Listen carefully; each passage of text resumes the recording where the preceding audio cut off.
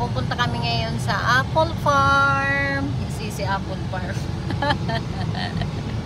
Ayan. Sa lapag lang talaga ang dami. Diyos ko, ang lawak. Imimit namin din si Aunt Liz. Yung aking napakabait na tiyahin ni Gage. Talagang palagi kami doon pumupunta every year ng Apple Farms. Gage, say hi my video. Smile. Yan. Pakita ko sa inyo. Punta na kami doon. Say there.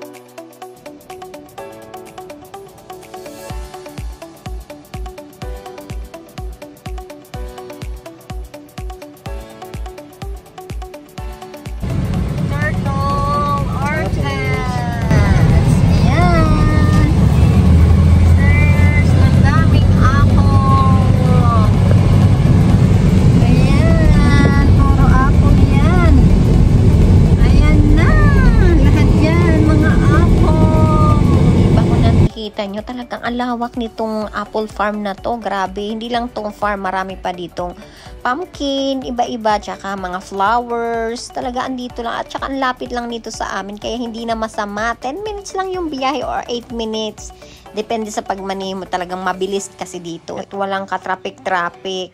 Dito na kami sa farm. Ayan, her Gage, go dito, Aunt Liz! Aunt Liz, ayan!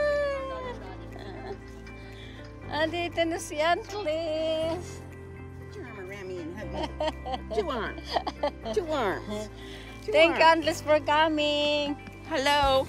I make you dessert there. It's in the car. Oh, okay. Okay. Oh, I'm excited.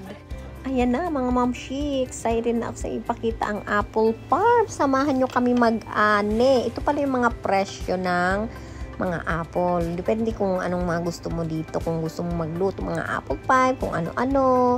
Ayan, dito ka lang pumunta. Oh.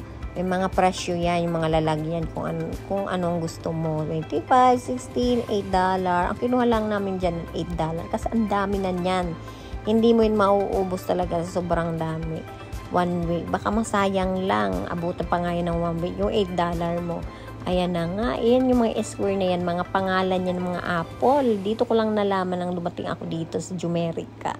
Yung mga apple pala, talagang iba-iba ang pangalan. Madami sila, mga ilang, ang dami pala ng mga apple. Hindi mo malaman yung mga pangalan talaga. Ang alam ko lang naman kasi yung mga apple, Spudgy apple sa atin, saka yung malaki, yun lang, hindi ko alam yung mga pangalan nila. Dito pala, ibang mga pangalan, yung may mga red, pinaka-red, may mga light, may mga green, may mga pangalan sila dito kung kulang nalaman talaga. Kaya yan, tingnan nyo naman, pag farm talaga, Diyos ko, maluka ka talagang samantalang sa atin sa Pinas. Ang mahal-mahal itong apple na to, lalo na pag Christmas, talagang pinag-aagawan, nagkawalaan pa. Diyos ko, kasi walang apple. Ayan na nga sila Gage, talagang hindi na inantay. Tsaka grand, kasi talagang nakakatakam naman talaga. Ang dami. Ito, tingnan nyo naman, oh. Nasa lapag lang, magsawa ka. Kaya si Mami, naguluhan talaga yan. Kaliwat kanan. Hindi alam kung anong kukunin ko dyan talaga. Ayan, nakakuha ko ng talaga ang laki niya. Kaya naman maya nagutom ako, talagang kukumo. Naghahanap ako ng talagang red na makakain ko. Lahat naman yung mga red eh. Diyos ko, tingnan nyo naman. Talagang magsasawa ka talaga at maluloka ka sa sobrang dami. Ang dami pa sa lapag ko. Kung pwede lang nga lang yan, ipadala sa Pinas, talagang sinend ko na yan. Char. Baka dumating sa ating puro uod na sa box. Ayan, oh, tingnan nyo naman. Talagang damulag na apple na to. Diyos ko, naluka talaga ako dito. Pag mga ganitong season, mga fall, ayan, yan yung mga anihan ng apple dito. Mga August hanggang November to. Kasi pag taglamig na, mawawala na naman sila at mamamatay na naman. Kalbo na naman lahat. Ayan, tingnan nyo naman, talagang Si Ma'am Shi dyan, hindi malaman kung saan magpipitas, kaliwat kanan. Naguluhan si lola mo. Ayan, oh. Ayan na, tingnan nyo naman ang apple farm na to. Talagang ang dami. At ikaw talaga ang mag-aani dito. Hindi silang mag-aani sa'yo. Pipili ka kung anong gusto mo. At in-advise naman nila yung salapag. Ayaw nilang pakain yan. Yan yung in-advise nila kasi hindi nila sagot. Kung halimbawa masaktan mga allergy, masaktan yung tiyan mo, hindi nila sagot yan. Kasi sinabihan ka din nila na huwag kainin yung salapag. Nako, kung sa atin yan, kahit lapag pa yan, kakainin, walang allergy yan. Apple yan eh, di ba? Ang mahal kayo ng apple sa atin. Samantalang dito, pinagbabawalan ni pakain yung salapag. Kahit bago pa yan, bastang nasa lapag na, kahit nahulog lang mga 1 minute, 2 minutes, hindi pwedeng kainin. Nako, grabe sila ka-sensitive dito. At syempre, hindi naman papahuli ang aking bunso. Oh, tingnan nyo naman. Get that! Yay! Yeah, Gran, get it! Oh, and he ate it!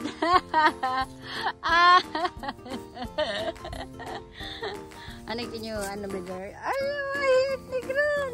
Gage, may see it at your, it. Ayan si Gage, oh. Definitely looks shiny. Oh, si Grant, oh. You didn't polish your apple, but it's okay. It was still in the tree. Talagang nag-iikot pa kami para mamitas kasi hindi pa puno ang basket namin, yung plastic bag. Kailangan punong-puno yan at talagang naghahanap ako talagang ng pinaka-red at matatamis. Lahat naman yan eh, naghahanap ako ng malalaki lang tapos kakagatin ko at kakainin. Diba? Limited kain dito. Nako, magsawa ka. Ayan, kung saan-saan ako nakakapunta, ang dami talaga. Diyos ko, kaliwat kanan, may sa baba, may sa taas. Ikaw na lang ang magsawa talaga, mag-ani dito. Grabe. Ayan na nga, tapos na kami mag-ani. Napuno na din ang aming basket at pati tiyan namin ay punong-puno na sa sobrang busog. Ayan, nag-demo na naman si adjusawa ko kung anong gagawin sa apple na maliit. Kala mo naman, sa sobrang dami na yan, dinedemo pa eh. Busog na nga ako. Ayan na nga, at sinisipirit niya yung malaki tsaka maliit kasi pagkain daw ng mga anak. Ayan na nga, nagkalaglagan. O, tinapo na lang. Diba? Tinatapon na lang ang apple dito. Grabe talaga. Ayan, dami kasi. Diyos ko, sayang lang naman kasi nakakahinayang. At tingnan mo naman, oh, talagang nagkaapak-apak na yung mga apple. Diyos ko, nakakahinayang talaga. Harap ng apple dito.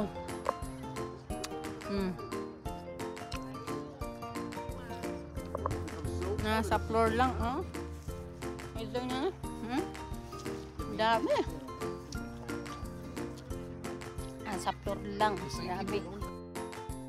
Ayan na, tapos na kami dito. Pupunta naman kami doon sa mga palaruan ng mga bata. Kasi dito, kung boring sila sa apple, meron din sa mga pambata. Meron doon madami. Ayan na nga, dito na kami. Sa mga pambata naman. Kasi sige, gustong-gusto yung baffles na yan. Libre lang yan. Libre lang to. Kasi kung nabuboring ang mga anak mo sa mga apple farm, dito sila pumupunta, oh. Tingnan nyo naman, ang ganda, diba? Para hindi maboring yung mga bagets. Ay, syempre, sabay ka na din. Ganito talaga pag may mga anak. Kung saan sila masaya, doon tayo, diba? Para hindi naman ikaw yung masaya lang. Syempre, yung anak mo din. Suportahan mo din kung saan nila gusto, diba? Ganyan tayo mga nanay, kahit magmukha pa tayong clown dyan, mapasaya lang ang ating mga kids. Diba? Para happy kids, happy mamshi. At pupunta naman kami pagkatapos nito, andito naman kami sa Sunflower. Ayan. Libre lang dyan magpa-pictorial, unlimited. Kahit pumitas ka, anytime, pwede. Ayan, kung ikaw naman ay fanatic ng mga sunflower, andito lang yan, ang dami, ang lawak. Unlimited picture, family picture, ayan. At syempre, nakakita din ako ng napakagandang bulaklak at fresh na fresh. Parang ako lang at ang bango. Char. Ayan, di ba ang ganda ng kulay? Nakakaganda lang, di ba? At andito na nga kami, papunta na din kami sa store naman. Yan talagang inaabangan namin dito, yung store dito. Gawa sila sa lahat ng mga tanim dito sa mga farm. Tinatangkilik nila ang mga tanim dito at ginagawa nila. O diba? Ang dami. Nakakatuwa at nakakamanga talaga. Tinatangkilik nila ang sarili nilang tanim. Sana ganun din tayo, no? Para maganda din mga prutas sa atin. Gawin ng lollipop, kung ano-ano, dessert. Ang dinayo talaga namin dito ni Aunt Liz sa store na to, yung apple donut. Talaga ang sarap ng apple donut dito, tsaka pumpkin donut. Talaga dito nakakatuwa kasi pinopromote talaga nila dito yung mga farm, galing sa farm, ginagawa nila. Sana ganun din sa atin, no? Lahat ng mga prutas sa atin, i-promote natin. Kaya talagang mura din. Kasi gawa sa farm, tsaka ginagawa nila pure, may lollipop, apple, lahat. Kung ano-anong ginagawa nila, candy, apple. Kaya nakakatuwa. Talagang pinopromote nila yung mga gawa sa apple dito. Kaya nakaka-amaze. Lahat yan, puro gawa sa farm. Tsaka ito na yung dinayo namin dito, yung donut, yung kukunin namin dito ay cinnamon donut. Talaga na-miss ko to. Once a year lang kasi to dito. Kasi pag winter na, wala na. Magko-close na sila. Ayan, mga apple na yan. Tingnan nyo naman, talagang donut na yun. Ang sarap niya pag nalasahan talaga nyo. Talaga mapapabili kayo palagi every year. Kasi once a year lang naman to. Dalawa ang kinuha ko kasi nagpabili din yung aking biyanan. Kasi gusto din niya itong apple donut. Tsaka kukunin ko dito yung red velvet na to. Ang sarap ng palaman nito sa ilalim. Kaya yun yung dalawa lang ang kinuha ko. Tsaka yung sa mama ni Kobe yung donut. Ayan lang. Puro yan. Mga dessert. Naku, ang sarap niyan. Mga $8 sila. $8, magkano na yan sa atin? Ayan, $6 yan, o. $2.50 na din. Tapos na nga kami mag-ikot at magbabayad na kami, sabi ko sa asawa ko. Videohan ako for the content. Kaya natawa dyan si ate sa akin. Syempre, more video, more viewers, diba? Hanggang dito na lang. I hope you like my mini vlog. Bye-bye! See you in the vlog again!